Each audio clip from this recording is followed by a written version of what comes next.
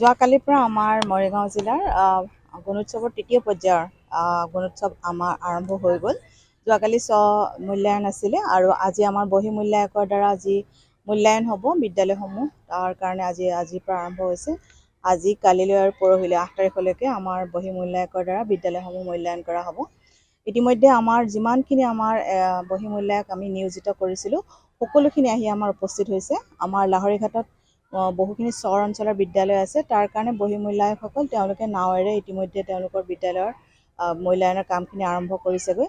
আৰু বাকী যিমানখিনি ধৰক আমাৰ দূৰ দূৰণিৰ বিদ্যালয়সমূহ আছিলে, তাতো আমাৰ বহী মূল্যায়কসকল গৈছে।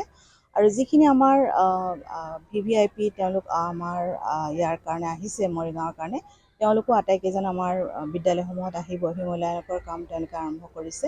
আৰু আজি আমি ঘুনুচা বিদ্যালয়ত উপস্থিত আছোঁ। মোৰ লগত আমাৰ অতিৰিক্ত উপায়ুক্ত শিক্ষা বিভাগৰ তেখেতো উপস্থিত আছে। আমি প্ৰায়খন বিদ্যালয় যিসকল বহী মূল্যায়ক আমাৰ VVIP তেওঁলোক আহিছে, আমি তেওঁলোককো এটা কাৰ্যসূচী আমাৰ হৈছে, ভিজিট হৈছে আৰু বিদ্যালয়খিনিও আমি ভাল ধৰণে চাই আছোঁ।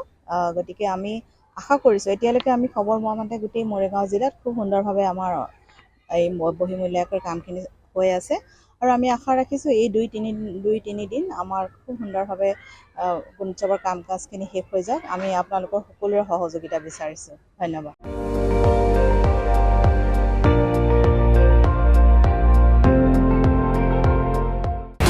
আপুনি চাই আছে ND24, সৰ্বশ্ৰেষ্ঠ নহয়, সৰ্বোত্তমৰ দৌৰ।